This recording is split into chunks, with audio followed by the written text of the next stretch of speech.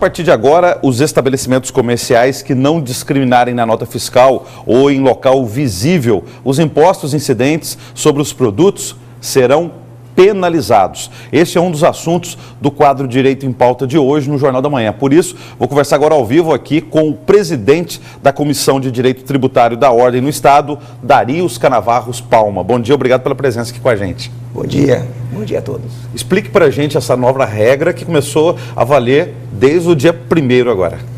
Na verdade, é uma luta antiga, né, Antônio Carlos, aí de você colocar na nota fiscal o valor dos impostos, o percentual dos impostos que o contribuinte está pagando. É uma luta inclusive o AFIF conseguiu aí, com o ministro aí, que se aprovasse isso. E para que serve isso, Antônio Carlos? Por que é importante essa sistemática de colocar na nota fiscal, discriminar o valor dos impostos? É uma questão de educação tributária, é uma questão de conscientização, é uma luta muito maior. Parece até uma questão burocrática, né?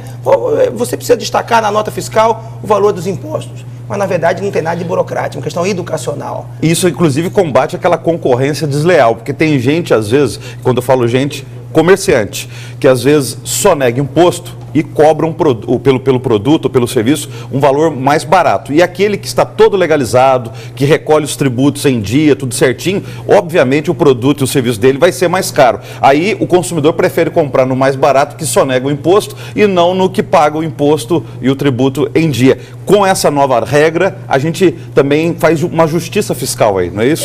Você traz o contribuinte para dentro do Estado. Você mostra o contribuinte, quer dizer, ele passa a saber, o empresário, quanto cada empresário, aquele produto é caro, o empresário está ganhando muito, é um produto que o empresário está ficando milionário com aquela cobrança, é um absurdo, é um preço muito alto. Ele vai começar a ver que, na verdade, boa parte daquele valor não é do empresário, é do Estado. É mais ou menos o que já acontece hoje, para o consumidor entender, o que a gente recebe na fatura de conta de telefone, na conta de luz, que vem discriminado lá os impostos federais, estaduais e municipais. É isso que vai ter que ter no comércio agora, é isso? É isso, no comércio e no serviço. Vai um prestador de serviço, vai consertar um mecânico, vai consertar, por exemplo, um automóvel, você vai saber quanto daquele valor que ele te cobrou são os impostos que aquela mecânica vai pagar àquela empresa. Então, tanto os bens quanto os serviços vai ter separado o valor e o contribuinte vai poder ver o volume que ele está pagando.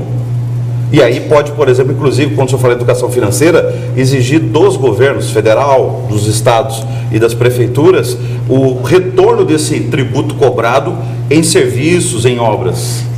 Esse é o grande ponto e essa é a grande luta e a grande vitória. Por quê? Porque quando você fala que quando mexe no bolso das pessoas, é a parte mais sensível do ser humano, é o bolso. Por que existe esse mito? Esse mito é verdadeiro.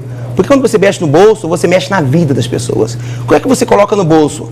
O fruto do seu trabalho. Hoje você, os cinegrafistas, os colegas que estão aí saíram de casa para trabalhar, estão deixando de manter sua família, deixando de cuidar dos seus filhos, estão deixando de ter seu lazer, de ter seu prazer para ir para o trabalho. Para quê? Para receber uma remuneração no final do mês. Receber uma remuneração para quê? Para poder sobreviver. Então, você fica sabendo, através da carga tributária do Brasil, que 40% do tempo que você tem dedicado ao trabalho, 40%, quase metade do que você produz de trabalho vai para o Estado, vai para o governo.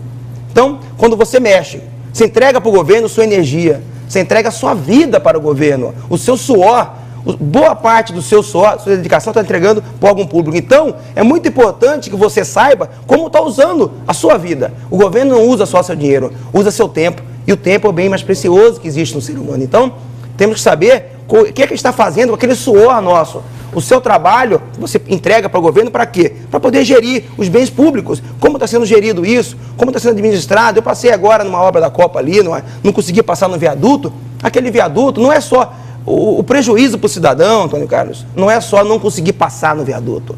É o seu trabalho, o seu tempo que você está aqui para ser remunerado, entregando para o governo boa parte da sua remuneração, do seu tempo, para ele jogar fora, para ele rasgar o seu tempo. Então, na verdade, essa preocupação de você saber como está utilizando o seu dinheiro, quanto você está dando para o governo, é muito importante. Assim se constrói uma democracia, se constrói um país livre, cidadãos de verdade, que interfere no gasto público e na gerência do seu próprio dinheiro. A partir de posicionamentos como esse do senhor, da OAB, de críticos, de protestos nas ruas, parece que os governantes começam a ficar mais sensíveis a esses posicionamentos. Tanto que a presidente Dilma, nos últimos dias, chegou, inclusive no discurso de posse dela, desse segundo mandato, ela chegou a admitir que a pequena empresa hoje, que é beneficiária do Super Simples, às vezes o micro, pequeno empresário, ele não cresce, ele não quer crescer porque ele continua sendo beneficiado por uma carga tributária que o ajuda, enquanto que ele poderia ser grande, gerar mais emprego e renda no país. Como é que o senhor vê isso? Isso pode ser o caminho da tal reforma tributária tão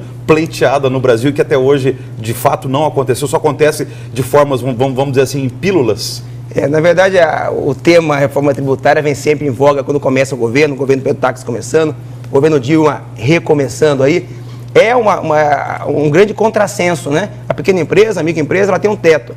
Quando ela consegue crescer, consegue administrar, quando o empresário aprende a lidar com o seu negócio, começa a obter mais lucros, obter mais receita, ele é penalizado porque ele passa de um patamar de tributação X, de 10%, por exemplo, para 20 e poucos por cento. Então, isso aí faz com que ele não tenha interesse em crescer. Você equivaleria o Estado trabalhar para que o empresário não cresça, o que é um contrassenso. Então, ela tocou muito bem, parece-me que é um caminho fazer com que o pequeno empresário, microempresário, que são quem realmente gerem grande emprego no Brasil, quem mais gera emprego no Brasil, crescer com liberdade e que queira crescer, que tenha um estímulo ao crescimento. O governador Pedro Táxi, que o senhor citou, também no dia da posse dele, admitiu aos jornalistas que a carga tributária de Mato Grosso, principalmente em relação aí à telefonia, à energia, é a mais cara do país. Ele fala também em, vamos dizer assim, numa justiça fiscal, mas com segurança jurídica.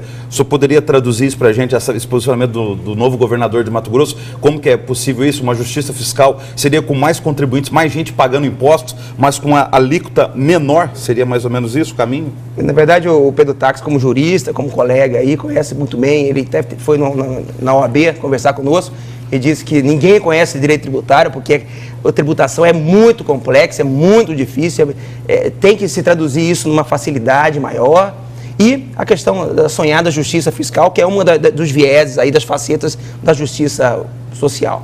Na verdade, o Pedro Táxi, eu acho que escolheu muito bem o secretário de Fazenda, foi o secretário mais esperado, né? Porque todo mundo seria possível secretário de Fazenda aí, quem vai ser o secretário, de fora daqui, escolheu o Paulo Brustolin, que é uma pessoa que está acostumada aí a lidar aí com questões sociais aí no Unimed, inclusive eu conheci o Paulo aí quando ele trouxe o Leonardo Boff para falar aqui, um homem sensível, e nós temos que ter realmente na Secretaria de Fazenda um homem sensível para não só conhecer a tributação, mas ser um homem sensível para poder aí fazer, como o Pedro Táxi disse, justiça fiscal sem desrespeitar. O que é isso? A sensibilidade tem que ser muito grande porque ele precisa ter algumas renúncias fiscais. Ele precisa ter a questão dos incentivos fiscais, tem que se ter incentivo. A questão é para quem dá, como dá, qual a retributividade desse incentivo fiscal também. Quando você dá um incentivo fiscal para o empresário, está dando dinheiro do trabalhador. O trabalhador está bancando aquela empresa. Eu tenho que saber, eu tenho direito a saber que empresa eu estou bancando, que empresário está sendo financiado por mim, para gerar emprego para mim e para os co-cidadãos. Então, quando ele diz isso, ele quer dizer aumentar a base de tributação, aumentar pessoas tributando, gerar mais transparência, não se legislar por decreto, ele falou muito isso na campanha, né? Essas legislações tributárias por decreto aí que desrespeitam o nosso legislativo, que desrespeita o executivo em si também. Então, eu acredito que o Estado pode, inclusive, colaborar com essa norma aí de se colocar fazer transparência fiscal, como eu acho que ele pode colocar aí o CPF na nota.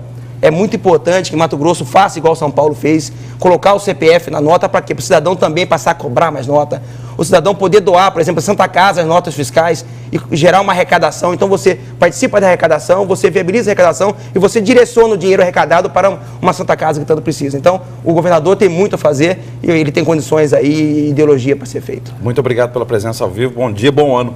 Obrigado e bom ano a você, Antônio Carlos, e a todo telespectador. Obrigado.